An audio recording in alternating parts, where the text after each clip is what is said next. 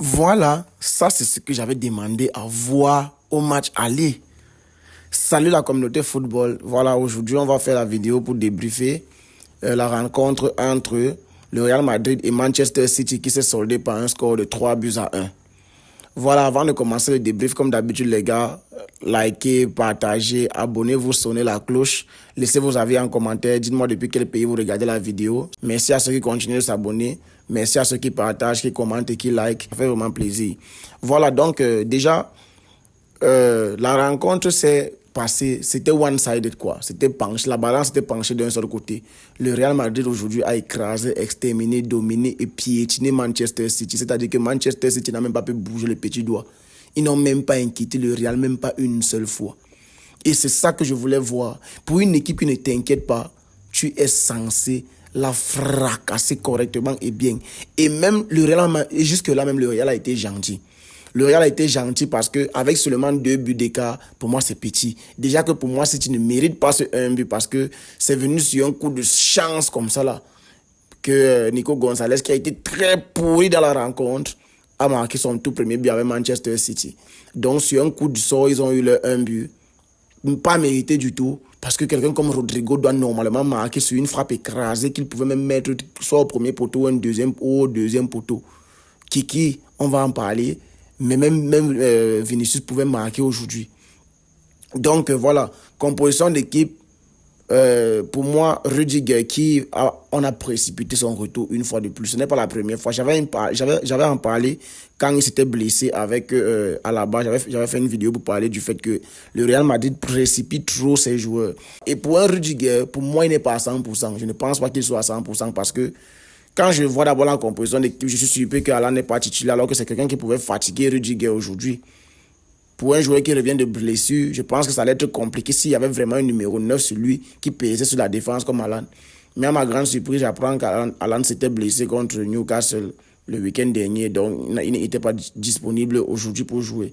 Ce qui a fait que Guardiola est venu avec Foden sur le côté droit, Marmouche à gauche, ou bien c'est Savinho. Il jouait même partout devant là-bas, il ne connaissait même pas qui était qui. Il y avait Savinho, il y avait Marmouche, il y avait Foden, Gundogan, catastrophique. Bernardo Silva, presque invisible. Nico Gonzalez, éclaté. Kouzanov, on dirait on a retiré son cerveau avant de lui donner sa chance pour jouer. Il joue excité comme une puce. On dirait un défenseur à la Hendrick. Et puis l'axe central, c'est pas possible. Non, Ruben Dias, tu es le Maguire que tu pensais, c'est pas possible. Déjà, il passe versé au sol sur le premier but de Mbappé, on ne sait pas pourquoi. C'est vrai quand même que la pelouse glissait aujourd'hui. C'est comme si les Madeleines ont fait ça exprès, de faire une pelouse qui glisse. Parce que, bizarrement, eux ne glissaient pas. Tu sens que leurs crampons étaient adaptés pour leur pelouse. Mais les Citizens, ils ont passé le temps à glisser aujourd'hui sur la pelouse. Notamment sur le premier but avec Ruben Dias qui se verse au sol. Et le deuxième but de Mbappé. Guardiola, si tu te tordais la cheville, tu allais dire quoi? Non, ça c'est le meilleur match de Kylian depuis qu'il a signé au Real Madrid. Depuis la saison dernière même. Voici son meilleur match. Toute la saison dernière avec le PSG, en passant par l'Euro, jusqu'en première partie de saison avec le Real Madrid cette année. Ça c'est le meilleur match de Kylian. Premièrement parce que il a triplé. Mais ce n'est même pas le premier triplé qu'il fait cette saison. Je pense qu'il avait fait le triplé une fois en Liga. Ce n'est pas le premier triplé qu'il fait cette saison. Mais il était juste waouh là-bas devant. Il a essayé de faire marquer ses coéquipiers. Il a marqué pied gauche, pied droit. On dirait Rafinha contre le Bayern. Il s'est métamorphosé aujourd'hui. Kylian, que plusieurs fois on a vu, il tentait du pied gauche. C'était comme la frappe du bébé. Aujourd'hui, tu sors un enroulé après un enchaînement de demi-passement de jambes. Oh, Kylian. Tu es le kicks de Bondy que tu pensais être, mon gars. Non, ce match aujourd'hui, masterclass XXL. Premier but, l'aube comme ça, là, sans même regarder le goal. Et c'est même pas comme si il avait tout son temps pour l'aube. Ça passe loger dans le petit filet. Deuxième but, il laisse Guardiola. Ouf. On me dit que Messi avait fait quoi à Guardiola à la Coupe du Monde? Non. Ce que Kylian a fait à Guardiola aujourd'hui. Non. C'est 6 fois ce que Messi avait fait à Guardiola. Quand Messi fait la feinte, il revient à Guardiola avant que Alvarez ne marque derrière contre la Croatie. Non, c'est rien. Vous avez... C'est souriant, je vous assure. Vous avez vu comment Kylian a crocheté. Mais Guardiola, s'il se blessait là-bas, il allait dire quoi? sa cheville, j'ai eu mal à sa place. Ce but-là, je suis resté, j'ai ri j'ai ri même pendant 1 minute. J'étais déjà, c'est quoi ça? C'est quelle façon d'humilier les gens, ça? C'est quelle façon? La dernière fois que j'ai vu qu'on a humilié un défenseur comme ça, c'était Messi Boateng. C'était Messi Boateng. Depuis là, on n'a pas humilié un défenseur comme ça. C'est pas possible. Et le gars est resté couché au sol là-bas, genre, lui-même il sentait que, on m'a fait ça. Tu vois. Et en plus, il finit de crocheter comme ça, il met encore ça au premier poteau. Oh, le but là, c'était quelque chose. Et le 3e but, encore l'enchaînement parfait, l'enroulé du pied fait, waouh. Donc, Kylian, ce soir, masterclass, je lève les mains. Non, je lève les mains. Bon, pour parler de Kylian, vous voyez donc que ceux qui trouvaient les excuses à tout va à Kylian en début de saison, ce n'était pas question du poste. Oh non, Kylian n'est pas, vous savez, Kylian n'est pas un 9, c'est pour ça qu'il ne joue pas bien, rien à foutre. Kylian aujourd'hui joue en tant que numéro 9, mais vous voyez son apport. Premièrement, parce que l'animation offensive a un peu changé, mais aussi parce que tu sens qu'il s'est bien adapté à l'équipe. Il est plus à l'aise. Il avait un poids de je vais trop bien faire, je dois tout bien faire, parce que je suis au Real Madrid, il faut pas que. Non, là maintenant, tu sens, il est là comme un ancien. Il est là comme quelqu'un.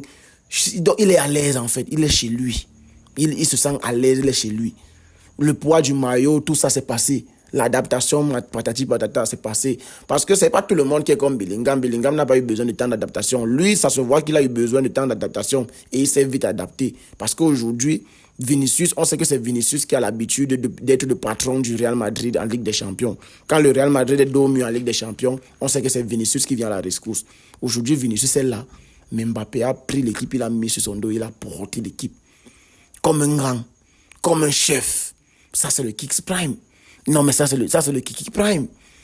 Ça, c'est le Kiki Prime. Le match que Mbappé sort aujourd'hui, c'est plus grandiose que le match qu'il a sorti en finale de Coupe du Monde 2022, je vous assure. Non, je vous assure. Oui, si tu es en face et à la ramasse défensivement, j'accorde. Si tu, collectivement, Guardiola, s'il te plaît, va demander les excuses à ta femme. Vous savez, dans la vie, il y a les femmes que quand on est avec elles, elles nous portent chance. Dès qu'elles quittent notre vie, plus rien ne marche. Peut-être ce qui est en train d'arriver à Guardiola, on ne sait jamais. Guardiola va demander pardon à ta femme, on n'a qu'à quitter ici, pardon. Parce que rien n'allait dans le sens de City aujourd'hui. Si tu pouvais jouer 6 jours, n'allait pas marquer un but. Ce but est vraiment arrivé sur un coup de chance. Si tu n'as rien proposé, c'est encore même pire que le match aller, c'est qu'ils ont pondu ce soir. Ils passent le temps à vouloir faire les passes derrière, alors qu'ils sont menés de 2 buts déjà. Parce que Kiki a marqué très tôt dans la rencontre, à la 4e minute. Ils sont menés de 2 buts, ils sont là, ils jouent derrière. Offensivement, ça essaie de combiner, c'est pourri. Au milieu, le milieu de terrain était léger.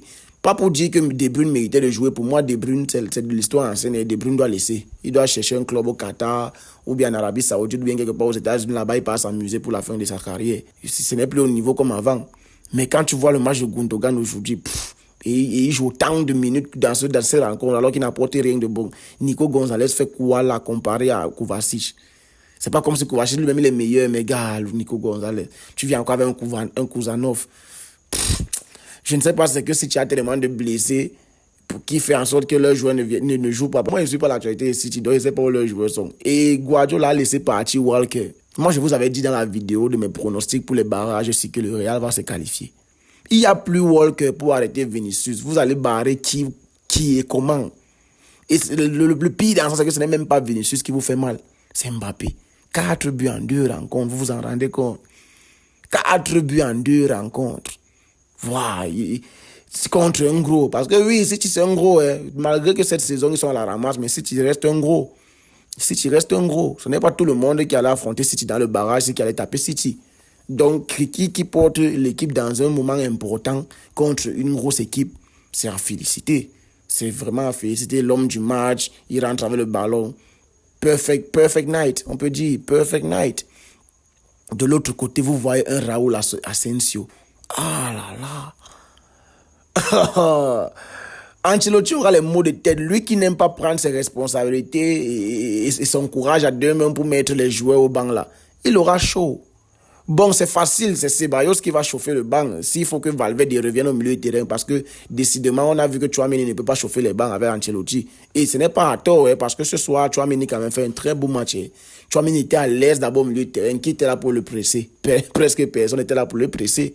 Tchouaméni à la récupération aujourd'hui, c'était bon. Progressivement avancer avec le ballon, chercher offensivement, c'était bon. Il y a eu un moment, il a lâché une passe élastique en faisant le piège élastique. J'ai dit que Tchouaméni, même toi, tu sais faire ce genre de choses. On a beaucoup critiqué Tchouaméni ces derniers temps dans la fanbase madeleine, je ne parle même pas de moi. Et c'était à juste titre. Mais aujourd'hui, c'est à féliciter. Son match à son poste de prédilection en tant que numéro 6, pas mal. Tu vois même les Ceballos vouloir faire les roulettes aujourd'hui. Tu sens que les gens sont en confiance. Et les joueurs du Real Madrid, ils sont en confiance. Ils sont en confiance. Et comme ils sont passés là, ils seront difficiles à arrêter. C'est parce que déjà, la seule personne qui peut les arrêter en 8e là, c'est Atlético. Qui peut, pas qui va, qui peut.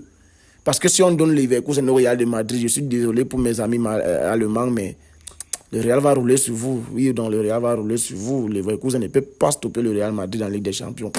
Jamais. Ils ne peuvent pas. Ils ne le voient même pas un peu. Asensio aujourd'hui derrière là. Et à chaque récupération, à chaque tacle, à chaque intervention, tu le vois, il se lève, il jubile, il tape la poitrine de Rudiger avec sa part de poitrine. Il s'élève. Waouh, mentalité de guerrier. Mentalité de guerrier. Et même au match aller, on a vu, il ne se laisse pas faire. Et plusieurs fois, on a vu ça. Il a un caractère vraiment chaud. Que ce soit en Coupe du Roi où il taquine le joueur de Mallorca, là, que ce soit Alan qui le tire, qui le menace. Et lui, il ne se laisse pas intimider et tout. Les gens disent qu'il fait penser à, et qu'il fait penser à Ramos. Pour moi, pas du tout. Pour moi, il ne me fait pas penser à Ramos. Ramos était un peu plus imposant, un peu plus, tu voyais un peu la carrure, le charisme était là. Lui, il est un peu trop chétif, un peu machin. Mais sinon, c'est un guerrier aussi. C'est aussi un guerrier. Rudiger n'a pas eu grand-chose à faire pour son retour, malgré que c'était précipité. Il n'y a rien. Valverde qui a fait son match en tant que latéral aujourd'hui, très propre défensivement, très correct. À gauche, Mendy, je ne l'ai même pas vu de la rencontre. Donc tu sens qu'il n'était même pas en danger, il n'y avait rien. Ceballos au milieu de terrain, Bellingham, toujours, il a fait du Bellingham. Mais malheureusement, il sera suspendu pour le prochain match et ça peut le coûter cher. Ça peut, parce que oui, il y a Brahim Diaz, mais Brahim Diaz en tant que titulaire, il ne me rassure pas trop. En tout cas, Ancelotti va savoir comment gérer et tout. Vasquez qui a fait son retour, Alaba qui a fait son retour. Voilà, le Real récupère ses joueurs, donc ça va beaucoup servir. C'est vrai que si tu les as un peu fatigués et ils ont perdu la première place en Liga, mais bon, maintenant les choses sont rentrées dans l'ordre. On va maintenant jouer les mêmes nombres de matchs et les mêmes compétitions et tout ça. Vu que tout le monde est encore sur les 3 tableaux, ça va chauffer, ça va chauffer. Atlético et Barça là sur les 3 tableaux cette saison. Non, ça va chauffer, ça va chauffer. Et ce qui est sûr, c'est que parmi les 3, il y a une personne qui va faire saison blanche. Ça, c'est clair. Ça, c'est clair que parmi les 3, il y a une personne qui va faire saison blanche. Bon, quand il dit saison blanche, c'est du genre, il ne va rien gagner, ni la Ligue des Champions, ni la Liga, ni la Coupe du Roi. C'est un peu ça que je dis. Bon, mais sinon, aujourd'hui, le Real a fait ce qu'il fallait faire. Le Kicks a porté ses couronnes, voilà. Et il a fait le job. Voilà, taper City comme il se doit, parce que vraiment, ce qu'il propose cette saison, c'est honteux. C'est honteux. Ils ont tapé Newcastle avec un marmouche en feu et tout. On croyait que ils vont un peu inquiéter le Real. On s'attendait à une rencontre un peu équilibrée et tout, mais rien du tout. Rien du tout. Le Real les a tapés comme du n'importe quoi, sans qu'ils ne puissent même régembler ou bien même lever le petit doigt. Un Kicks en feu. Voilà, la suite de la saison, ça promet du lourd et on sera là pour suivre tout ça. Donc les gars, si vous êtes restés jusqu'ici, vraiment merci. Sonnez la cloche pour ne pas rater les prochaines vidéos. On se capte pour les prochaines vidéos, notamment les débriefs samedi pour les matchs de Barcelone et pour les matchs du Real qui vont arriver, je crois, dimanche pour le Real. Voilà, on se tient à ce week-end. Voilà, on se dit à ce week-end, on reste ensemble les gars. Peace.